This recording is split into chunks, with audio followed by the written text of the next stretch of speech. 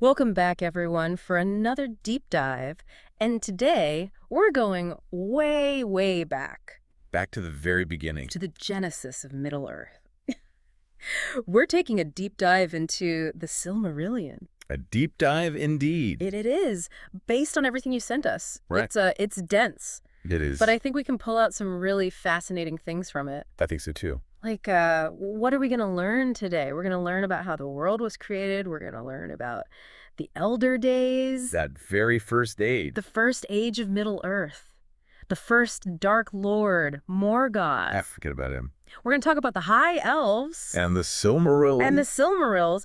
And this is all stuff that happened before Lord of the Rings. Before the Hobbit even. Way before. This is the foundation of Middle-earth. It is. So if you've ever wondered how it all began, this is the deep dive for you. Absolutely. But before we get too far, we should probably address the elephant in the room. The elephant in the room? What's that?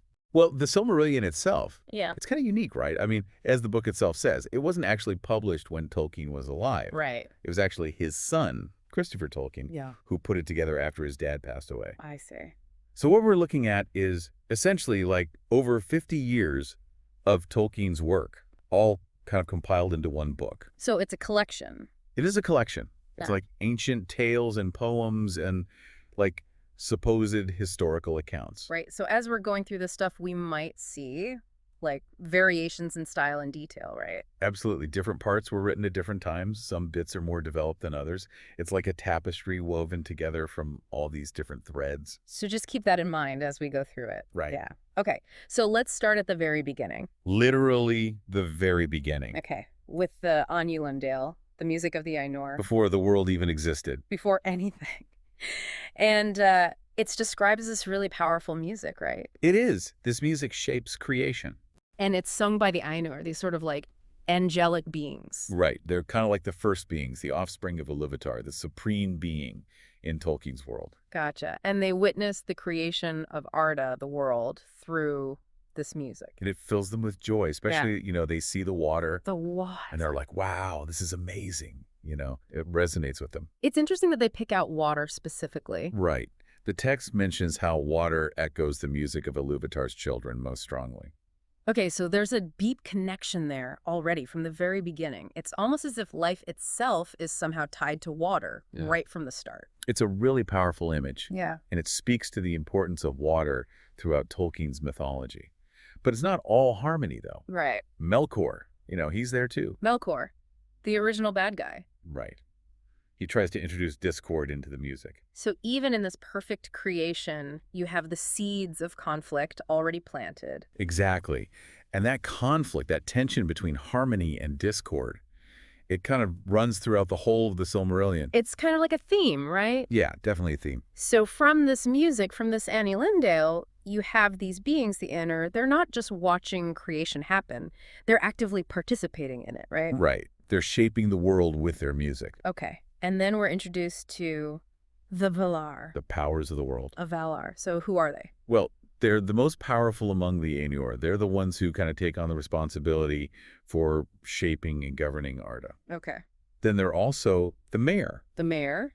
They're lesser Ainur, but still really powerful spirits. Okay. It's like a hierarchy. Got it. Like angels and archangels or something? Something like that, yeah. Okay, so then the text introduces us to some of the specific Valar, right? Exactly. Like Manwë. Manly. He dwells on Tenicatil, the highest mountain in all of Arda, and he's the king of the Valar. Oh, wow. So he's like the top dog. Yeah, and he's got these messengers who are constantly watching over Arda, so he's always aware of what's going on. Always watching. Always watching. A little creepy. Maybe a little.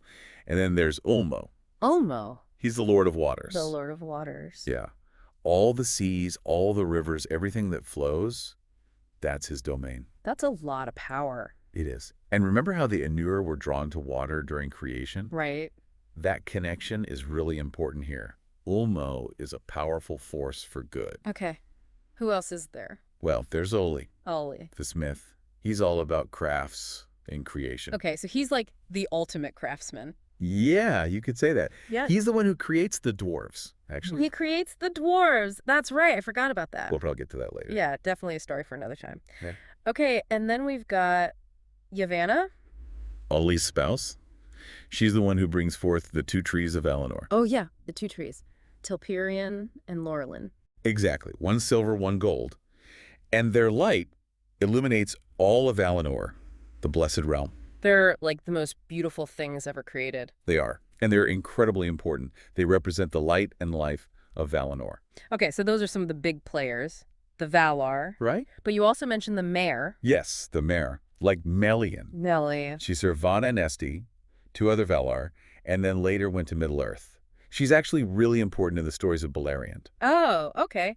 Interesting. And then there's Olarian. Olorin. Wait, is that... Yes, Olarin is Gandalf. Gandalf, that's right. He's a Maya. Exactly. He's not a man, he's a Maya. So he's basically like a lesser angel sent to Middle-earth. In a way, yes. He dwelt in Lorien and Valinor and learned from Nienna the Vala of sorrow and endurance. That makes sense. Gandalf knows a lot about sorrow and endurance. He does. Okay, so we've got this whole cast of characters, all these powerful beings shaping the world. Right. Then we get to the elves. The first children of Iluvatar to awaken in the world. The Quendi. The Quendi, yeah. They wake up in Cuiviénen. This beautiful lake by starlight. And it's Oromi, one of the Valar, who discovers them, right? And then the Valar have this big debate about what to do with the elves. Yeah, it's a tough decision. Ulmo, he's like, let them be free in Middle-earth. He trusts them. He believes they can handle it. But most of the other Valar, they're worried. They're worried about Melkor. Right, because Melkor's still out there doing his evil thing. Right. So they decide to invite the elves to come to Valinor. To live in the light of the two trees. It's kind of a protective measure, right? It is. But the text does say that this decision will lead to a lot of sorrow later on. It always makes me wonder, like, what would have happened if they'd stayed in Middle-earth? It's a big what if. A big what if. But they didn't. They went to Valinor. Well, not all of them. Right, that's the sundering of the elves, right? Sundering, yeah. Yeah. So the ones who refuse to go west, they're called the Avari. The unwilling. And the ones who do go. The Eldar. The people of the stars. And even the Eldar are split into 3 groups. The Vanir, the Noldor, and the Kaleri. Each with their own kind of characteristics and destinies. Right. So the Valar, they invite the elves to Valinor. And this leads to, like you said, the sundering. This is a massive moment in elven history. It really shapes everything that comes after. It does. You've got the Avari, who stay in the east. And they kind of fade into background a bit, you know?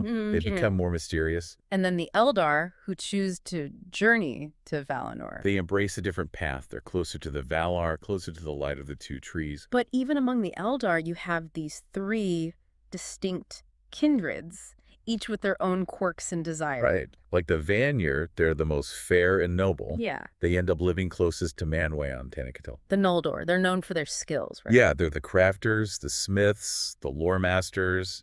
They're kind of restless, always searching for knowledge. Always pushing the boundaries. Exactly. And then the Teleri. The seafarers. They love the ocean.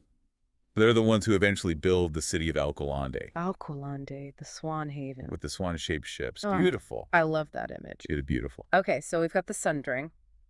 But for a while, there's this period of relative peace and unity in Valinor, right? Right.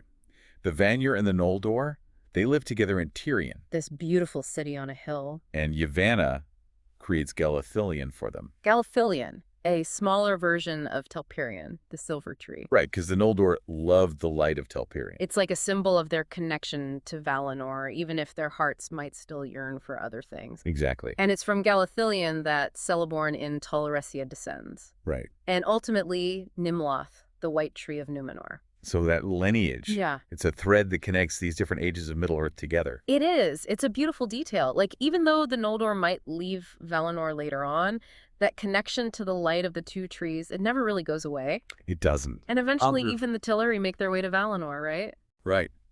They establish Alqualande, their city and port on the coast. Renowned for their ships and for the amazing jewels they received from the Noldor. It really was a golden age, wasn't it? Even with those underlying tensions, there was so much beauty and creation happening. It was. But then, of course, everything changes. Enter Fëanor. Fëanor, the most famous or maybe infamous of all the Noldor. He's definitely a complex character. Yeah. I mean, he's brilliant, right? Yeah.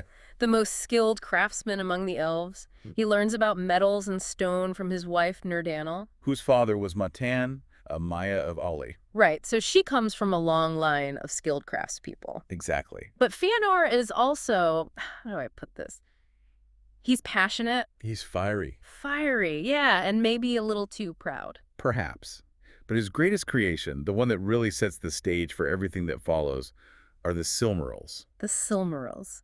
3 jewels that hold the light of the 2 trees. And they're described as being so sacred, so important, it's like they're almost alive. The text says their substance and inner fire were like the body to the children of Iluvatar. And that nothing in Arda could harm or break them. Wow, so they're not just pretty jewels, they're like super powerful and significant. They are. And then Morgoth steals them, He does. along with Ungoliant, this creepy spider creature of darkness. It's a devastating moment.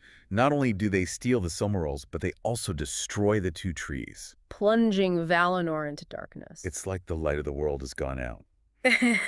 And all because of Morgoth and his insatiable desire for power. It's such a powerful image, the darkness encroaching on everything. It is. It really emphasizes how far Morgoth has fallen, how much he hates the Valar and their creations. So the trees are dead, the Silmarils are gone, and Fëanor's father, Finwë, is murdered by Morgoth. Right. It's an unimaginable loss. And Fëanor is furious. Furious doesn't even begin to describe it. He swears this terrible oath to hunt down Morgoth and reclaim the Silmarils. And he binds his sons to this oath. All 7 of them. And a whole bunch of the Noldor follow him. Blinded by grief and rage. So they decide to go after Morgoth. But they need ships, right? Right. And they demand them from the Teleri, Who are living peacefully in Alqualon. making their beautiful swan-shaped ships. But the Teleri, they refuse. They don't want to be part of Fëanor's vengeance. And that's when the kinslaying happens. The Noldor attack the Teleri. It's a horrific, brutal battle. So many elves die. All because of Fëanor's oath. It's heartbreaking. Ulmo, he's so grieved by this that the sea rises up in anger, destroying many of the Noldor ships. It's a powerful image of the Valar's sorrow and judgment. It is. So the Noldor, they've rebelled against the Valar. And committed this terrible act of kinslaying. And they sailed to Middle-earth. To pursue a hopeless quest. Yeah. But the Valar, they don't just sit back and watch. They're troubled by what's happened. So they strengthen Valinor, raising up the Pelori Mountains as this huge barrier. Except for the Calasyria Pass, which they leave open. For the sake of the faithful Eldar. Especially Finarfin, Fëanor's half-brother. He decided to turn back with some of his people. Yeah, he refused to follow Fëanor down this path of darkness. And he received pardon from the Valar. Which kind of shows that there was still hope. That not all the Noldor were lost. Right. But for those who did follow Fëanor, the doom of Mandos is pronounced. This powerful prophecy. Basically says they're never going back to Valinor. And that they'll face endless sorrow and death in Middle-earth. It's a harsh judgment. It is. But their actions were grave. They defied the Valar. They spilled the blood of their kin. It's a reminder that even in this world of powerful beings and magic, actions have consequences. Right. You can't escape the consequences of your choices. So Valinor is now cut off from Middle-earth. The 2 trees are gone. And darkness has fallen upon the world. But then Varda does something incredible. She creates the sun and the moon. Out of the last fruit and flower of the 2 trees, Anar the sun and Isel the moon. giving light to all of Middle-earth. It's a beautiful and bittersweet moment. The light of the 2 trees is gone, but it lives on in a different form. It's a new era for Middle-earth, an era shaped by the choices of the elves and the judgment of the Valar. And it's the beginning of the long and tumultuous First Age. So we've journeyed through the very beginning of Tolkien's world. We've seen the creation of Arda, the rise of the Valar, the awakening of the elves, and the tragic events that led to the exile of the Noldor. It's a lot to take in, isn't it? It is, but it's all essential to understanding the world of the Silmarillion and the Lord of the Rings. It really sets the stage for everything that follows. So what are some of the key things we've learned? Well, first, the creation of the world through music. It emphasizes the power of art and creativity in Tolkien's world, and the special significance of water. It's almost like a symbol of life itself. And then there's the dilemma of the Valar trying to protect the elves from Melkor, but also respecting their freedom. It shows how even the best intentions can have unintended consequences. And then, of course, there's Fëanor, his amazing skill, but also his pride and rage, and the Silmarils, these incredibly powerful jewels that become the object of his obsession. And the kinslaying at Alqualande. It's a tragic reminder of how quickly things can spiral out of control when anger and vengeance take over. Right.